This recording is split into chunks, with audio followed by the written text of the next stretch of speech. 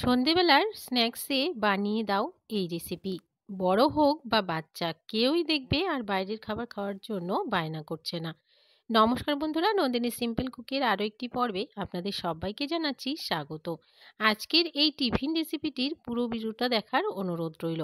এই টিফিন রেসিপিটি খেতে এতটাই ভালো হয়, বাচ্চারা দেখবে একবার খেলে আবারও বায়না করছে বানিয়ে দেওয়ার জন্য।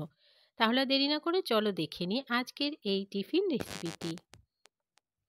আজকের এই টিফিন রেসিপিটি তৈরি করার জন্য প্রথমে এদিকে একটি পাত্রে আমি নিয়ে নিচ্ছি 1.5 কাপ পরিমাণ আটা।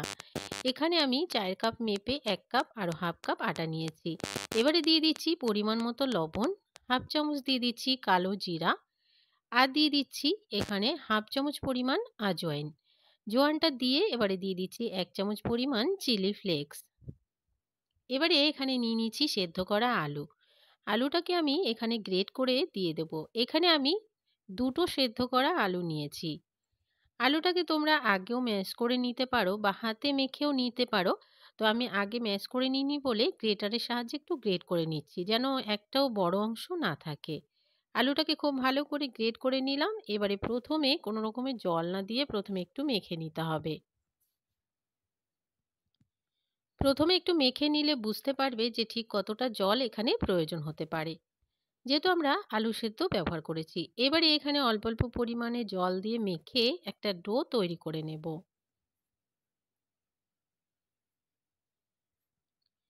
তো বন্ধুরা, অল্প অল্প পরিমাণে জল দিয়ে একটা ডো তৈরি করে নিয়েছি। যেহেতু আলু সেদ্ধ ব্যবহার করেছি, দেখবে খুব বেশি জল দিলে কিন্তু একদমই নরম হয়ে যাবে। তো সেদিকে খেয়াল রেখেই ডোটাকে তৈরি করে নিতে হবে, খুব বেশি যেন নরম না হয়। ডোটা আমার একদমই রেডি হয়ে গেল। এবারে এদিকে নিয়ে নিয়েছি দুটো সেদ্ধ করা ডিম। একটা ছুরির সাহায্যে ডিমগুলোকে আমি মাছ বরাবর পিস পিস করে কেটে নেব। তবে কুসুম বেরিয়ে গেলে বা ভেঙে গেলে কোনো অসুবিধা নেই, এভাবেও কিন্তু তৈরি করা যাবে। শুধুমাত্র পিস পিস করে ডিমটাকে কেটে নিতে হবে। তো আমি দুটো ডিমকেই কেটে নিচ্ছি।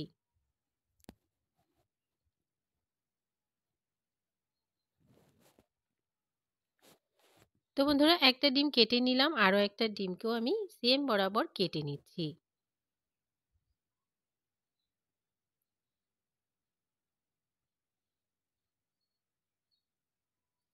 খুব সহজে দুটো ডিম কেটে নিয়েছি, একদমই রেডি হয়ে গেল। এবারে এই ডোটাকে কিন্তু আর রেস্টে রাখা যাবে না। এই ডো থেকে আমি বড় বড় করে 3টি লেচি কেটে নিচ্ছি। এই ডোটাকে রেস্টে রাখলে কিন্তু আরও নরম হয়ে যাবে আর রেসিপিটি একদমই তৈরি করতে সুবিধা হবে না, যেহেতু আমরা আলু সেদ্ধ ব্যবহার করেছি। তো সঙ্গে সঙ্গেই তৈরি করে নিতে হবে। তো আমি বড় বড় করে 3টি লেচি কেটে নিলাম।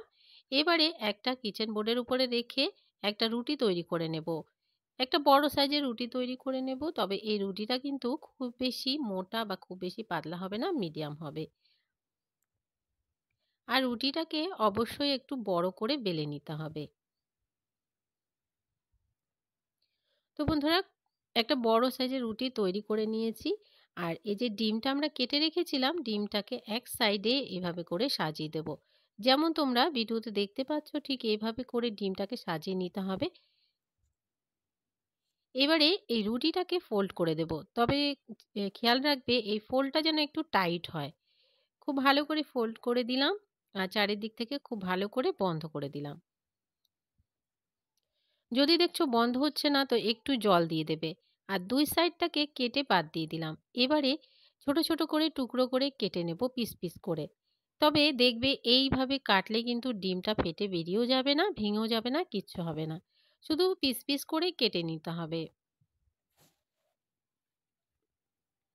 তো বন্ধুরা, দেখে বুঝতেই পারছো কিভাবে কাটতে হবে। ঠিক এইভাবে করে সবগুলোকে আমি কেটে নিচ্ছি। বন্ধ না হলে কিন্তু একটু জল দিয়ে বন্ধ করে নিতে হবে। তো বন্ধুরা, সবগুলোই তৈরি করে নেওয়া হয়ে গেছে আর একই সাইজের আমি সবগুলোকে কেটে নিয়েছি। এভাবে করে তোমরা কিন্তু তৈরি করে ফ্রিজে রেখেও বানিয়ে খেতে পারবে। এছাড়া সঙ্গে সঙ্গেও বানিয়ে খেতে পারবে।